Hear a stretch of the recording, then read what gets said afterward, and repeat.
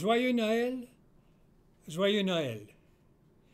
Ici Émile Guy de vos émissions de l'Église diocésaine. Oui, nous souhaitons entendre les chants et surtout les anges chanter Gloria au plus haut des cieux.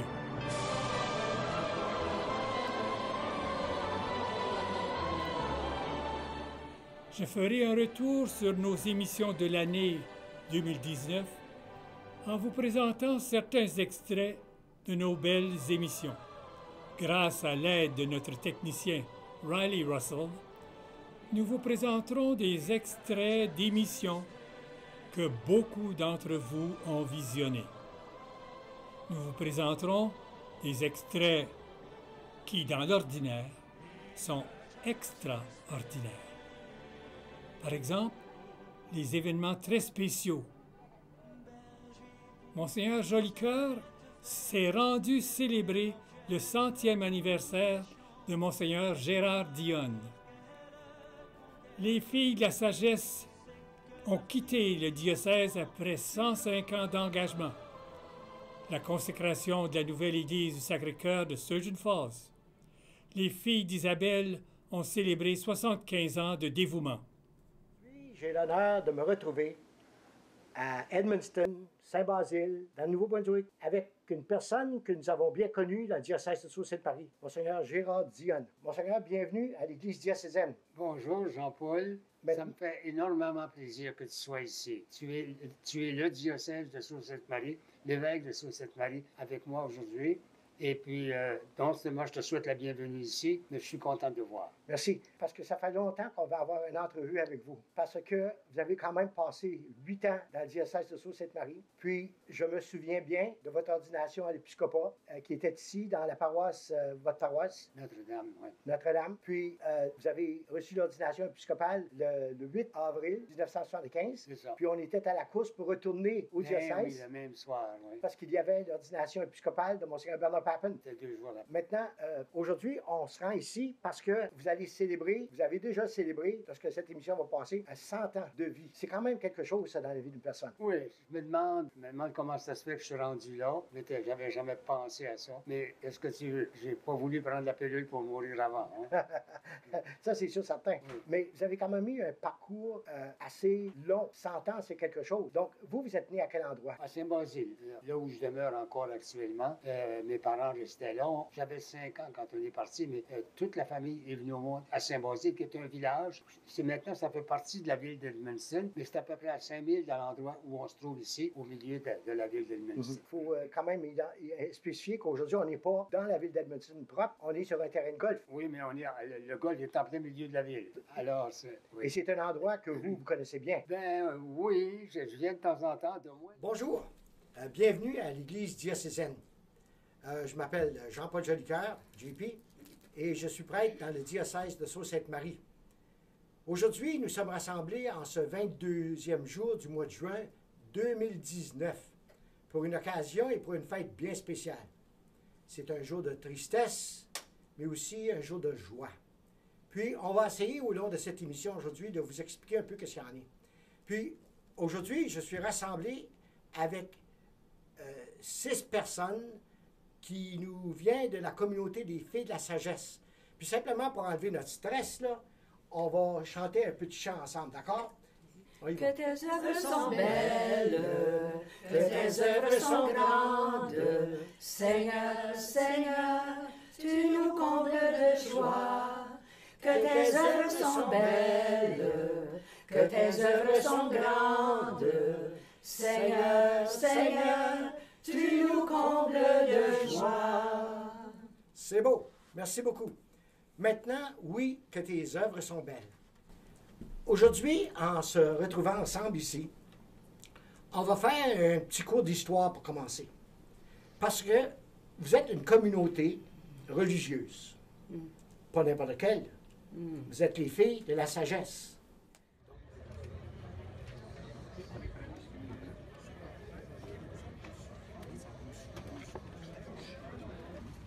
Que la grâce et la paix dans la Sainte Église de Dieu soient toujours avec vous.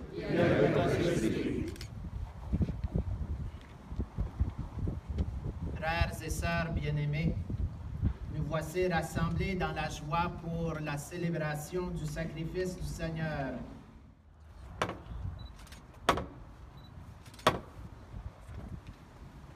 Ouvrez vos portes éternelles, laissez entrer le roi de gloire. Franchissez, chers amis, la porte du Seigneur, entrez dans sa demeure avec les hymnes, rendez-lui grâce et bénissez son nom.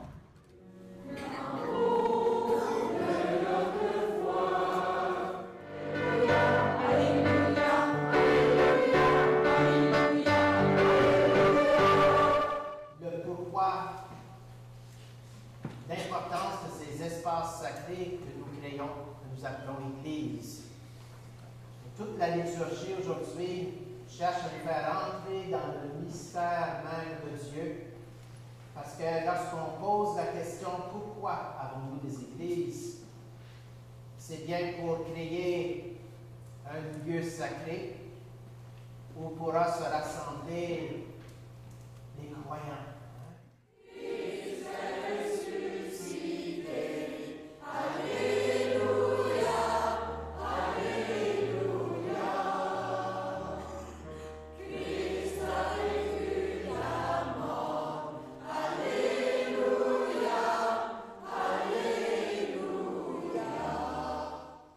Acclamons la parole de Dieu. L'évangile d'aujourd'hui nous resitue au moment du dernier repas, le jeûne saint. Et ces paroles que Jésus partage avec ses disciples sont de toute importance.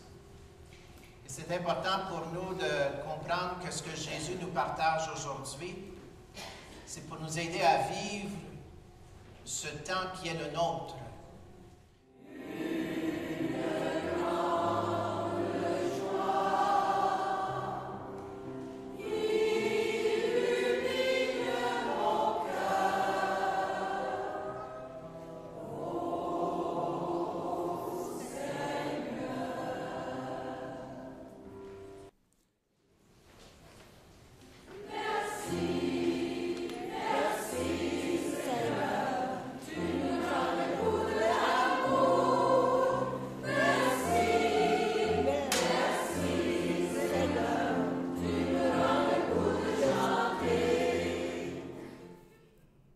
Passons aux très belles retraites. Une entrevue avec Normand Thomas et un extrait de la retraite qu'il a prêchée à Chelmsford. Monseigneur Danfous nous a aidés à comprendre le mystère de l'Alliance divine au cours d'une retraite à l'Église de l'Annonciation. Depuis que tu es prêtre, quelles ont été tes sources de joie? Il y en a beaucoup. J'aime être joyeux. Mais ma plus grande source de joie, c'est de savoir que Jésus est mon Seigneur. Que j'ai à le laisser passer dans ma vie et m'amuser à le voir toucher le cœur des personnes. Cela m'habite chaque jour. Jésus me conduit à cette autre source de joie. Dès que j'ai été ordonné diacre, chaque fois que je partageais sur la parole et l'homélie comme prêtre, je l'écrivais. Je voulais l'écrire parce que je trouvais important de me perfectionner dans quelques années, à savoir comment je leur parle aux gens, comment le Seigneur leur parle en passant par moi, et est-ce que ce que je leur dis, c'est vraiment ce que le Seigneur veut leur dire. Pour qui il se prend, lui, de sourire. Et un jour, je travaillais dans un commerce, j'étais tout le temps souriant, et le patron me dit « Normand, comment ça, tu es souriant tout le temps comme ça? » C'est un espagnol. Et la seule réponse qui m'est venue tout d'un coup, c'était « Ben, si tout le monde souriait, il n'y aurait plus de misère sur la terre. » Ça m'a frappé moi-même. J'ai choisi, comme vous l'avez remarqué, le thème du mystère de l'Alliance divine.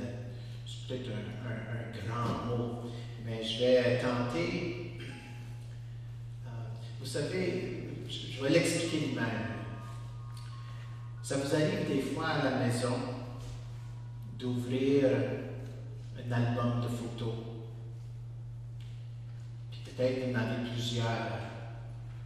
Puis quand on commence au tout début, des photos de naissance, des photos des jours de nos fêtes, les fêtes de Noël, les grandes fêtes dans la famille, des mariages, des ordinations, des funérailles, des voyages. Mais Jésus est né de cette grande lignée de personnages qui ont vécu une relation spéciale avec Dieu.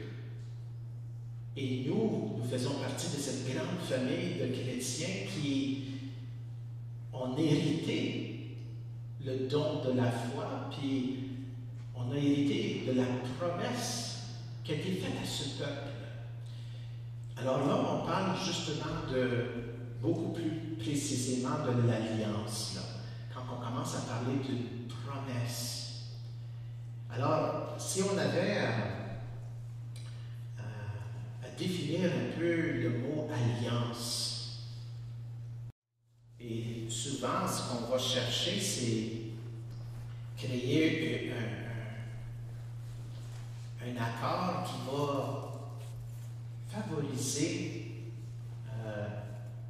la paix. Pensez par exemple à vos voisins. Oh, la belle série sur la lettre du pape aux jeunes. Le Christ vit. Avec notre évêque, des étudiants de l'université, le curé de leur paroisse, les familles Leblanc et Cousineau. Et notons le passage exceptionnel de famille à nos émissions. Alors, vous savez, le pape, lorsqu'il convoque un synode des évêques sur différents thèmes, habituellement, après le synode, il y a un genre de document qui nous fait rapport de tout cela. Et alors, dans le cas du synode qui a eu lieu au mois d'octobre 2018 sur les jeunes, sur les vocations, leur discernement, il nous donne un peu le fruit de tout ce travail qui a été fait. Et c'est un bijou, c'est une belle présentation, assez simple à lire. Une présentation qui est adressée d'abord aux jeunes, mais qui s'adresse aussi à tout l'ensemble de l'Église que nous sommes. Et dans un des paragraphes, justement, où il explique à qui il s'adresse dans cette lettre, il dit, si on parle aux jeunes, on parle aux jeunes de cœur aussi. Et c'est donc une invitation pour tout le monde à se sentir inclus dans cette adresse qu'il nous fait. Alors, c'est une exhortation qui se lit assez très bien, puis qui est remplie de la vie même qu'on retrouve dans le titre du livre. Alors, peut-être juste un petit rappel, tous les titres des exhortations apostoliques en latin, ce sont toujours les premiers mots de la lettre elle-même. Alors, le pape commence les premiers mots de sa lettre. Il vit le Christ. Et dites-moi ce qui vous a motivé à participer à cette émission sur cette belle lettre du Saint-Père. Comment? Bien, honnêtement, moi, je ne connaissais pas cette lettre-là avant, mais quand Parouin m'en a parlé, j'ai tout de suite été intéressée parce que je me suis dit, si le pape a écrit quelque chose, puis surtout c'est adressé aux jeunes, ça va de soi qu'on devrait le lire parce qu'il y a probablement quelque chose d'important à essayer de nous dire. Puis que je trouve qu'il y a beaucoup d'opportunités à l'extérieur, comme peut-être juste comme à l'extérieur de l'Église, pas juste à la messe le dimanche, de fortifier notre foi, d'en apprendre plus. Puis je trouve que ça, c'était une bonne opportunité. Donc là, une fois que j'ai commencé à lire, j'ai trouvé ça vraiment comme une belle lettre. Puis je me suis dit que ce serait vraiment important de le partager puis de laisser savoir aux autres comme c'est quoi, de quoi qu'ils parlent puis comment est-ce que c'est venu me toucher moi en tant que jeune en 2019. Merveilleux, Michaela. Et toi, Certainement, François? je voulais renchérir sur le point de Michaela. Je voulais comme démontrer aux jeunes que c'était possible, genre comme même quand on n'est pas si vieux que ça, on est des jeunes, c'est possible d'avoir la foi, c'est possible de croire en Dieu. Puis c'était juste un genre de témoignage dans ce sens-là que je voulais faire en même temps là, avec ma présence ici à cette émission. Merci, François. Ouais, pas de problème. Sur une note humoristique, je dirais c'est difficile de dire non à M. Guy quand il nous lance une invitation, mais quand il a dit qu'il s'agissait de ce texte Christus Vivit, évidemment, nous devions participer avec les étudiants de l'université. Oui. Donc, merci de l'invitation, vraiment. Ça me fait chaud au cœur. Quelle est une diapositive que vous avez aimée d'une façon spéciale? Moi, j'ai aimé les vérités parce que... As-tu aimé les vérités? Oh oui, oui. Quelles sont les 3 vérités, t'en rappelles-tu? Dieu, il t'aime.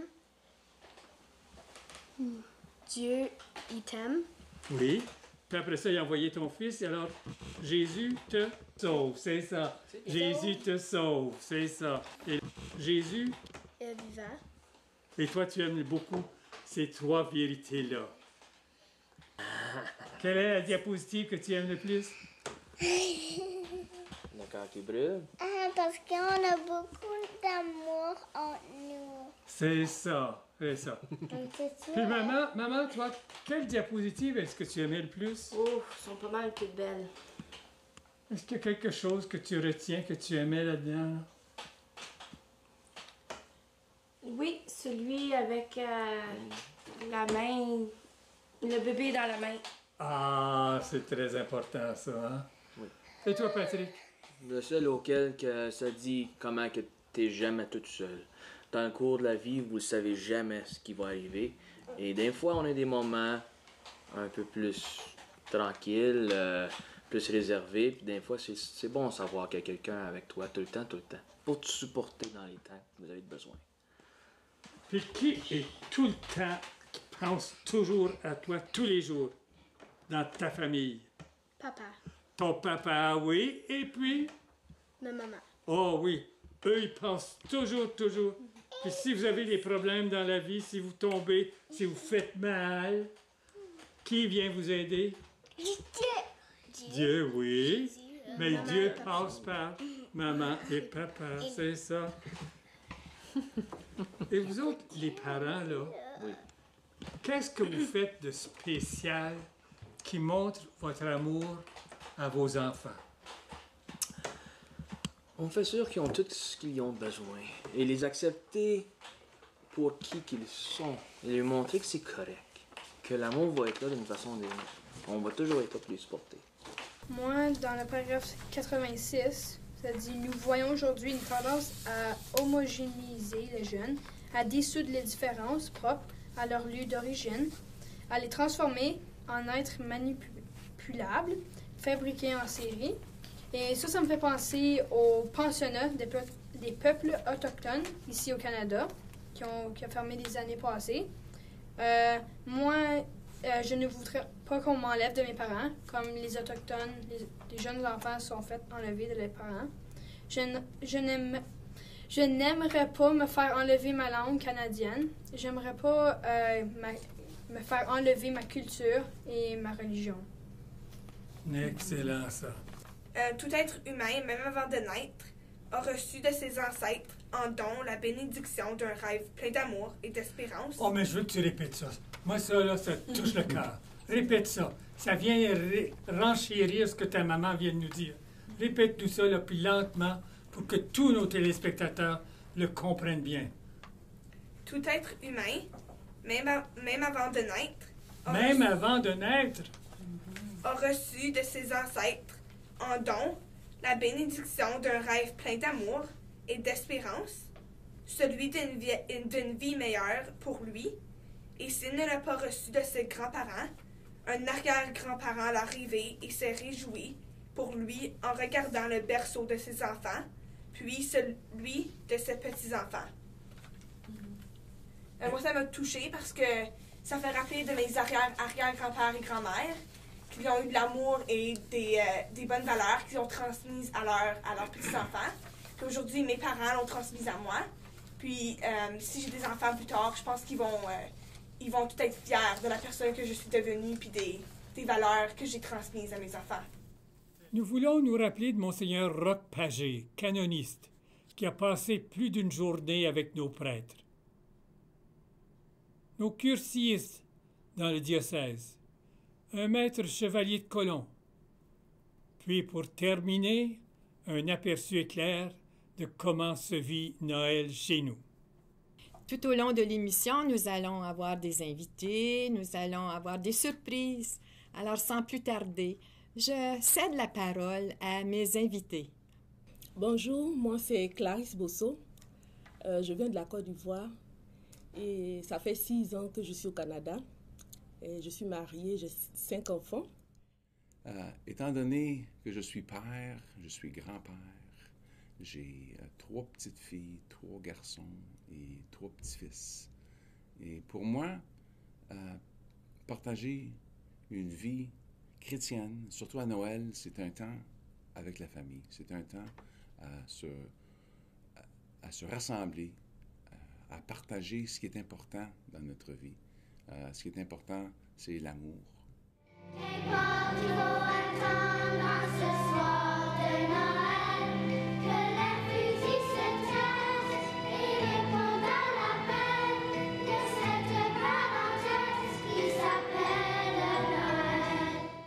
Donc, vous êtes impliqué dans plusieurs prélèvements de fonds, plusieurs activités dans la région de Sudbury. Oui. La première chose qu'on fait, on veut aider nos veuves. Ça c'est la devise des Chevaliers de Colomb, débutant, comme j'ai dit tout à l'heure, en 1882. Des visites, des paniers Noël, poussées dans la neige, aider au jardin, toutes sortes de petites activités que les veuves ont besoin d'aide avec. Depuis que leur mari est décédé, ou notre frère Chevalier, on est toujours là pour les aider. Ça c'est le numéro 1 pour nous autres. Deuxième chose, c'est probablement les églises et nos prêtres. J'étais pleine de joie, j'étais tournée vers le Seigneur. J'ai pas assez de mots pour dire tout le bonheur que j'ai ressenti et l'amour de Dieu qui passait par les personnes. Tout ce que j'ai dans mon cœur, c'est dire merci à Dieu pour tant d'amour et tant de bonheur. Toutes les personnes qui sont perdues, qui ont perdu le sens de leur vie, sont découragées, qui cherchent le bon chemin, venez tous. Vous n'aurez pas de chagrin. Des colores jaillit de partout l'éclatante lumière. Des colores chantons à plein cœur la beauté printanière. Des colores, les champs nous sourient, les oiseaux pleins de fleurs. L'arc-en-ciel apparaît en douceur et déploie sa magie d'étonnante couleur. L'arc-en-ciel apparaît en douceur et déploie sa magie d'étonnante couleur. Suite à ce retour sur l'année qui vient de se terminer, mon cœur est débordant de gratitude. Merci à tous nos invités, à tous nos bénévoles, nos bienfaiteurs, nos techniciens, incluant David Sirois, qui se rend disponible pour nous dépanner, et à vous tous et toutes, chers fidèles téléspectateurs et téléspectatrices. Notre évêque, Monseigneur Danfous, est heureux de nous transmettre ses vœux pour la bonne année. Écoutons-le. Bonjour, il me fait grandement plaisir de prendre ces quelques minutes pour m'adresser à tous les téléspectateurs de l'Église diocésaine pour exprimer mes vœux pour le nouvel an. Alors, comme de raison, notre tradition nous invite à dire bonne et heureuse année lorsqu'on rencontre les gens pour la nouvelle année. Et moi, j'aime toujours bien rajouter que le Seigneur accorde toutes ses bénédictions pour vous aider à grandir dans la joie et dans la sainteté. Vous savez, une bénédiction, ça fait partie de cette tradition de les vœux du Nouvel An. Et dire une bénédiction, c'est dire du bien sur les personnes qui nous entourent et dire du bien au nom de Dieu. Alors, je vous invite à partager cette bénédiction avec tous vos proches. Que le Seigneur soit toujours près d'eux dans leur cheminement de foi et que le Seigneur aussi comble tous vos besoins pour vous aider à donner toujours le meilleur de vous-même pour la construction du royaume du Seigneur. La bonne et heureuse année. Merci, Monseigneur, pour ces bons vœux. et surtout pour l'assurance de votre appui soutenu. Et chers vous tous et toutes, merci, merci, bonne, heureuse et sainte année, et que Dieu vous comble de ses grâces de choix.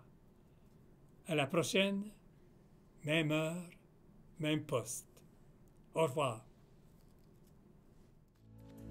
Mais pour cela, ne faut-il pas tant de fois apprendre encore à être vrai, apprendre à se connaître, être avant de paraître, s'aimer soi-même comme on est, garder les pieds sur terre et fuir l'imaginaire des top modèles bien trop parfaits.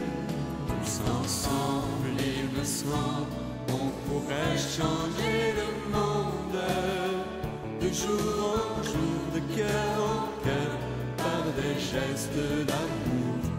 Tous ensemble, il me semble, on pourrait changer le monde en changeant tout d'abord son cœur. Mais pour cela, ne faut-il pas tant de fois apprendre encore à faire tomber les murs d'indifférence, les murs d'intolérance qui nous retiennent prisonniers.